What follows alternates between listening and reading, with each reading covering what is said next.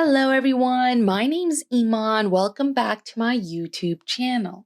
Today, we're working through a practice problem set related to our lecture on analyzing organic reactions. Before we dive in, I want to give a quick note about Chapter 4. It introduces a lot of concepts at a foundational level, but these topics will be explored in more depth in later chapters. Because of this, some parts of the chapter might feel a bit rushed or overwhelming at first. If you're finding certain concepts tricky, don't worry. I highly recommend revisiting this chapter after you've gone through all 12 chapters, as things will start to click more clearly with time. All right, let's go ahead and get started. Problem number 1 says, which of the following are Lewis bases? A Lewis base is any species that donates an electron pair to form a coordinate covalent bond. With this in mind, let's analyze each statement. First, we have silver ion. Since it has a positive charge and it lacks available electrons for donation, it doesn't qualify as a Lewis base. Instead, it's actually a Lewis acid because it can accept electrons. Next, we have water, H2O. Water has lone pairs on the oxygen atom, which can donate or be donated to other species in the right conditions. This ability to donate an electron pair makes it a Lewis base. Similarly, ammonia contains a nitrogen atom with 3 bonds to hydrogens and a lone pair. This lone pair allows ammonia to act as a Lewis base, and it will donate electrons to other species. Since water and ammonia are the only options here that are Lewis bases, the correct answer is going to be C, statements 2 and 3 only. Problem 2 says, rank the following in order of decreasing nucleophilicity in an aprotic solvent. When ranking nucleophilicity in an aprotic solvent, we need to consider what makes a good nucleophile. Strong nucleophiles tend to have lone pairs or pi bonds and are either negatively charged or strongly polarized. This means that in these solvents, a strong nucleophile is often also a stronger base. Let's go through each of the given species. Alkoxide ions are strong nucleophiles because they carry a full negative charge, and the alkyl group that's attached to the oxygen donates additional electron density. This extra electron density makes alkoxide ions even more reactive than hydroxide ions, which are also strong nucleophiles, but they lack the added stabilizing influence of an alkyl group. Next, we have alcohols, which are much weaker nucleophiles. Since alcohols are neutral molecules without a full negative charge, they are less reactive in nucleophilic attacks compared to their deprotonated forms, the alkoxide ions. Finally, carboxylic acids are the weakest nucleophiles in this set, and this is because their conjugate base, the carboxylate ion, is resonance stabilized, meaning the negative charge is spread across 2 oxygen atoms rather than being concentrated on one. Additionally, the presence of electron withdrawing oxygen atoms further reduces nucleophilicity, making carboxylic acids much less effective nucleophiles. So now that we've considered these factors, we can rank the species in order of decreasing nucleophilic strength. Our strongest nucleophile is our alkoxide ion, followed by our hydroxide ion, followed by the alcohol, and finally the carboxylic acid. So the correct answer here is going to be C. Our next problem says, rank the following in order of decreasing electrophilicity. To rank electrophilicity, we need to consider what makes a good electrophile. Electrophiles accept electron pairs, meaning they are electron deficient or capable of stabilizing a developing positive charge. The strongest electrophiles are typically positively charged or have a significant partial positive charge due to inductive or resonance effects. So keep that in mind as we analyze each species. We're going to start with the carbocation. This carbon atom has 3 alkyl groups attached to it and a positive charge. This is the strongest electrophile in this set because it's the only one that carries a full positive charge and it has an empty orbital that makes it highly reactive towards nucleophiles. Following that is going to be our methyl chloride. This is also electrophilic, but to a lesser extent compared to our carbocation. The electronegative chlorine is going to withdraw electron density from the carbon, and that's going to create a partial positive charge at that carbon atom. However, again, this effect is significantly weaker than a full positive charge, and that makes our methyl chloride a moderate electrophile rather than a highly reactive one. Then finally, we can compare methanol to dimethyl ether. Both contain oxygen, which donates electron density to carbon, and that reduces electrophilicity. However, methanol is slightly more electrophilic than dimethyl ether. The key reason is that methanol's hydroxyl group can be protonated, and that significantly increases the positive character of carbon, and it makes it more susceptible to nucleophilic attack. In contrast, dimethyl ether has 2 electron-donating methyl groups that further stabilizes the oxygen, and it reduces the partial positive charge on carbon. Additionally, the ether oxygen is not a good leaving group under normal conditions, so it makes this dimethyl ether a much weaker electrophile than methanol. So with this in mind, the correct order of decreasing electrophilicity is our carbocation. It's the most electrophilic, followed by our methyl chloride, followed by methanol, and then finally our dimethyl ether. So this aligns with answer choice D. Now we can move into problem 4. Problem 4 says, rank the following in order of decreasing leaving group ability. When we're ranking leaving group ability, we need to remember what makes a good leaving group. In general, good leaving groups are weak bases that can stabilize the negative charge once they depart from a molecule. The weaker the base, the more stable it is in solution, and that makes it a better leaving group. Let's look at our given species. We have water. Water is going to be the best leaving group in this set. Once it leaves, it forms a neutral and highly stable molecule, and that makes it extremely unreactive. This is why water is often seen as a leaving group in acid-catalyzed reactions, where the hydroxyl group is protonated to become water, and that allows it to leave easily. Next, we have bromide. This is the conjugate base of hydrobromic acid, which is a strong acid.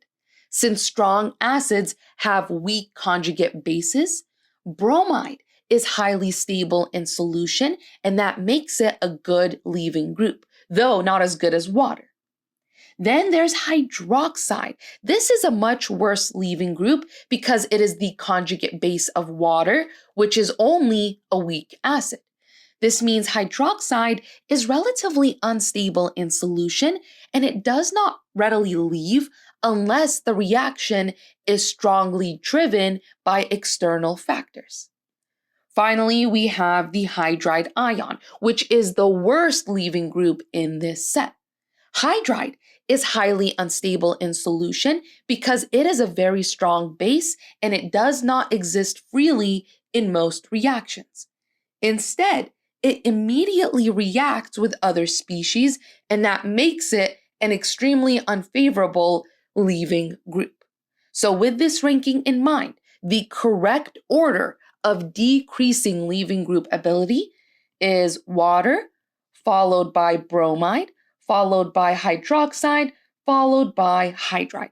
And that corresponds to answer choice A. Problem 5 says, rank the following in order of decreasing oxidation state. Oxidation is defined as the loss of electrons, which in organic molecules typically correspond to an increase in the number of bonds to electronegative atoms like oxygen and a decrease in bonds to hydrogen. Let's start with carboxylic acid. These molecules have the highest oxidation state among the given choices. This is because the carbonyl carbon in a carboxylic acid is bonded to two oxygen atoms, one in the carbonyl and one in the hydroxyl group. Since oxygen is highly electronegative, it pulls electron density away from the carbon and it makes it highly oxidized. Next, aldehydes are slightly less oxidized than carboxylic acids. An aldehyde still contains a carbonyl group, but instead of a hydroxyl group, like in carboxylic acids, it has a hydrogen attached to the carbonyl carbon. This means aldehydes have fewer bonds to oxygen and more electron density on the carbon, so that makes them less oxidized than carboxylic acids. Amines come next in the ranking. The nitrogen in an amine is less electronegative than oxygen, meaning it does not withdraw as much electron density from the carbon. Additionally, amines generally do not contain multiple bonds to oxygen, so they're lower in oxidation state compared to carbonyl-containing functional groups. Finally, alkanes have the lowest oxidation state. Since carbon in an alkane is only bonded to hydrogen and other carbon atoms, it retains most of its electron density and it's considered highly reduced. So with this reasoning, the correct order of decreasing oxidation state is carboxylic acid, aldehyde, amine, alkane. So the correct answer here is B. Problem 6 says, the last step in the Grignard reaction is acidification, in which the alkoxide ion is protonated to form the final alcohol product. During this reaction, the alkoxide ion acts as a blink. The key concept here is that the alkoxide ion accepts a proton from an acid. According to the Bronsted-Lowry definition, a base is any species that accepts a proton, meaning the alkoxide ion is acting as a Bronsted-Lowry base in this reaction. At the same time, the alkoxide ion also fits the Lewis definition of a base, which is a species that donates an electron pair. Since the oxygen in the alkoxide ion has a lone pair that it uses to form a bond with the proton, it is acting as a Lewis base as well. Thus, in this reaction, the alkoxide ion functions as both a Bronsted-Lowry base by accepting a proton and a Lewis base by donating an electron pair to the proton. The correct answer here is B. Problem 7 says, if 2-butanol was treated with dichromate, what reaction would occur? When 2-butanol is treated with dichromate, an oxidation reaction occurs. To determine the product, we first need to identify the type of alcohol that we're dealing with here. 2-butanol is a secondary alcohol, meaning the hydroxyl group is attached to a carbon that's bonded to two other carbon atoms. In oxidation reactions, the fate of the alcohol depends on whether it's primary, secondary, or tertiary. Primary alcohols, they can be oxidized first to aldehydes and then further to carboxylic acids under strong oxidizing conditions. Secondary alcohols, however, can be oxidized to ketones because there's no hydrogen available on the carbonyl carbon to allow for further oxidation to carboxylic acid. Finally, tertiary alcohols do not oxidize under normal conditions because they lack a hydrogen on the carbon bearing the hydroxyl group. Since 2-butanol is a secondary alcohol, oxidation with dichromate will convert it to butanoate, which is a ketone that looks like this. This happens because the oxidation removes 2 hydrogen atoms, one from the hydroxyl group and one from the adjacent carbon, forming a carbonyl in place of the hydroxyl group. Also, it will not oxidize further to a carboxylic acid since that only happens with primary alcohols. So that means the correct answer here is C, oxidation resulting in the formation of butanoate. Let's move on to problem 8. Problem 8 says if 1-hexanol was treated with PCC, what would the end product be? When 1-hexanol is treated with PCC, it undergoes an oxidation reaction. To predict the product, we need to consider the type of alcohol involved and the nature of PCC as an oxidizing agent. Looking at 1-hexanol, this is a primary alcohol, meaning the hydroxyl group is attached to a carbon that is bonded to only one other carbon atom. When primary alcohols are oxidized, they can first form aldehydes, and then with strong oxidizing agents, they can be further oxidized to carboxylic acids. However, PCC is a mild oxidizing agent, meaning it stops the oxidation at the aldehyde stage and it prevents the formation of a carboxylic acid. So in this reaction, PCC is going to remove 2 hydrogen atoms, one from the hydroxyl group and one from the carbon atom that's attached to it. And what's going to happen is that it's going to form a carbonyl and it's going to convert into a hexanal, an aldehyde. So unlike strong oxidizing agents, which would oxidize the aldehyde further to hexanoic acid, PCC ensures that the oxidation stops at the aldehyde stage. So that means the correct answer here is C, hexanal. Problem 9 says, SN1 reactions show first-order kinetics because blank. A says the rate-limiting step is the first step to occur in the reaction. B says the rate-limiting step involves only one molecule. C says there is only one rate-limiting step, and D says the reaction involves only one molecule. SN1 reactions follow first-order kinetics, meaning that the reaction rate depends only on the concentration of a single reactant. Specifically, the SN1 mechanism occurs in 2 steps. The first step is the slowest step, and it is the step where the dissociation of the leaving group happens and we form a carbocation intermediate. This is the rate determining step, meaning it controls the overall speed of the reaction. Since this step involves only the breakdown of a single molecule, specifically the substrate losing its leaving group, the reaction rate depends only on the concentration of that molecule.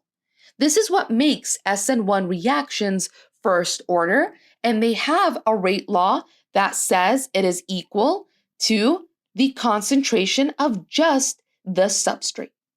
Now let's work through the answer choices. Answer choice A states that the rate-limiting step is simply the first step in the reaction, which is true, but it doesn't explain why the reaction is first order. Option C states that there is only one rate-limiting step, which is correct, but it doesn't fully justify the first order kinetics. D states that the reaction involves only one molecule, but in reality, the overall reaction involves multiple molecules. The nucleophile still participates in the second step, so this statement is false. The correct answer is option B, which correctly identifies that the rate-limiting step involves only one molecule, making the reaction first order. Problem 10 says, in a Protic solvent, which of the following halogens would be the best nucleophile? In a Protic solvent, the best nucleophiles among the halide ions is iodide. To understand why, we need to examine how nucleophilicity changes in Protic environments. Protic solvents, like water and alcohols, they contain hydrogen bonding donors that interact with nucleophiles. This is especially important when we're dealing with negatively charged nucleophiles like halide ions. In these solvents, strong hydrogen bonding stabilizes smaller, more electronegative anions, and that reduces their ability to act as nucleophiles. Fluoride, being the smallest and most electronegative halide, experiences the strongest hydrogen bonding interactions. These solvent molecules are going to form a tight solvation shell around fluoride, and it's going to make it significantly less available to attack an electrophile. Chloride and bromide are also solvated, but to a lesser extent. Iodide, however, is the largest halide ion and the least electronegative, so that means it experiences the weakest solvation effect. And this allows iodide to remain more reactive and to remain more available for nucleophilic attack. As a result, in Protic solvents, nucleophilicity follows the trend that iodide is the best nucleophile, followed by bromide, followed by chloride, followed by fluoride, which is going to be the weakest nucleophile among the four. So the correct answer here is D. 11 says, which of the compounds below can undergo oxidation by PCC? PCC is a mild oxidizing agent that selectively oxidizes primary alcohols to aldehydes and secondary alcohols to ketones. Unlike strong oxidizers like chromic acid, PCC does not further oxidize aldehydes to carboxylic acids. Keeping that in mind, let's analyze each compound. A, we have a tertiary alcohol, which means that PCC won't do anything here. So let's move on to option B. Option B, we have a ketone. PCC is not going to have an effect on ketones, so this is not the right answer either. C is a carboxylic acid, which means it has already undergone full oxidation, so PCC will not oxidize it further. It's also not the correct answer. Finally, option D shows a secondary alcohol attached to this 5-membered aromatic ring.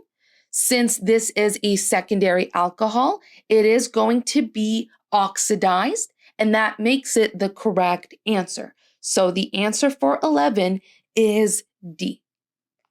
Problem 12 says, which of the following substrates would most rapidly undergo SN2 reaction when paired with an appropriate nucleophile? Now, the SN2 mechanism, it follows a bimolecular substitution pathway where the nucleophile attacks the electrophilic carbon in a single step, and that leads to the simultaneous departure of the leaving group.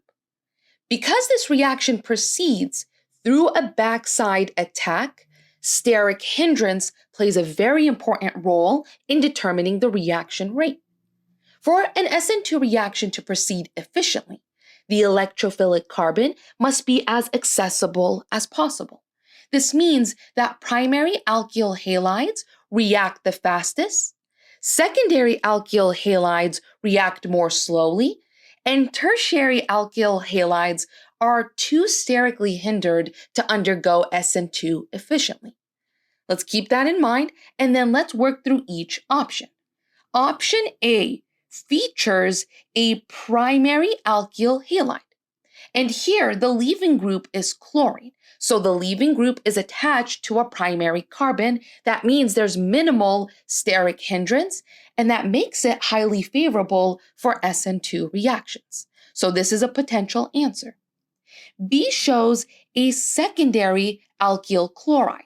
The leaving group is attached to a carbon that's surrounded by two alkyl groups. This creates some steric hindrance. So it's not going to proceed through SN2 reaction as rapidly as A would. Option C features a primary alkyl halide again, but the leaving group here is fluorine. While primary carbons are good for SN2, fluorine is a very poor leaving group compared to chlorine. So that means when we're comparing A and C, A would go through SN2 more rapidly than C would. Then finally, in option D, we have a secondary alkyl chloride. Secondary halides can undergo SN2 reactions, but again, they're significantly slower than primary halides due to increased steric hindrance. So given these considerations, option A is the correct answer because it is a primary alkyl halide with a good leaving group, making the electrophilic carbon highly accessible for nucleophilic attack. And this allows for the fastest SN2 reaction. Let's move on to problem 13. Problem 13 says, which of the following solvents would be least useful for a nucleophile electrophile reaction? To determine which solvent is least useful for a nucleophile electrophile reaction, we need to consider how solvent polarity affects nucleophilicity. Solvents can be protic, aprotic, or nonpolar, and each type of solvent affects and influences reactivity differently. Protic solvents, like water and ethanol, they stabilize nucleophiles through hydrogen bonding, and they favor SN1 reactions. Aprotic solvents, like DMSO, lack hydrogen bonding donors, and they keep nucleophiles reactive, and that makes them ideal for SN2 reactions. Nonpolar solvents, like hexane, they cannot effectively dissolve nucleophiles or stabilize transition states, and that actually makes them the least useful for nucleophile electrophile reactions. So the correct answer here is D. Problem 14 says, aldehydes are generally more reactive than equivalent ketones to nucleophiles. This is likely due to differences in blank. This difference is primarily due to steric hindrance. In nucleophilic addition reactions, the nucleophile attacks the partially positive carbonyl carbon, and the ease of this attack depends on how accessible the carbonyl carbon is. Aldehydes only have one alkyl group attached to the carbonyl, whereas ketones have two alkyl groups. These additional groups in ketones create steric hindrance, making it harder for the nucleophile to approach and attack the carbonyl carbon. In contrast, aldehydes are less sterically hindered, and that allows for faster nucleophilic addition. Therefore, the correct answer is A. The other answer choices are less relevant. Leaving group ability applies more to substitution reactions rather than nucleophilic addition. Resonance stabilization is not a key factor here since neither aldehydes nor ketones experience significant resonance effects that alter reactivity in this context. And electron withdrawing effects could influence reactivity, but the dominant reason aldehydes react faster is because of steric hindrance. So again, 14 is A. 15 says, which conversion between carboxylic acid derivatives is not possible by a nucleophilic reaction. Now, I want to state here that problem 14 and problem 15 really covered details about content that we're going to cover in later chapters. So if you do not fully understand how to answer these problems, again, it's totally okay. Please revisit them after we cover our chapters, focusing on ketones and aldehydes, carboxylic acids, and carboxylic acid derivatives. For this problem, to determine which conversion between carboxylic acid derivatives is not possible by a nucleophilic reaction, we need to consider the reactivity hierarchy of these derivatives. Carboxylic acid derivatives can undergo nucleophilic acyl substitution, where a nucleophile attacks the electrophilic carbonyl carbon, replacing the existing leaving group. However, this transformation typically follows a trend from more reactive to less reactive derivatives, meaning that certain conversions are not feasible without additional activation. Let's go through the options. A says carboxylic acid to ester. This is a well-known transformation which occurs when a carboxylic acid reacts with an alcohol under acidic conditions. This is a nucleophilic reaction and it is possible, so it is not the correct answer. B says ester to carboxylic acid. This can also be achieved under either acidic or basic conditions. This reaction is a standard nucleophilic acyl substitution process, so it is also not the correct answer. C says anhydride to amide. This is feasible because anhydrides are highly reactive and they can readily undergo nucleophilic attack by amines to form amides. So this is also not the correct answer. Finally, we have D. D says ester to anhydride.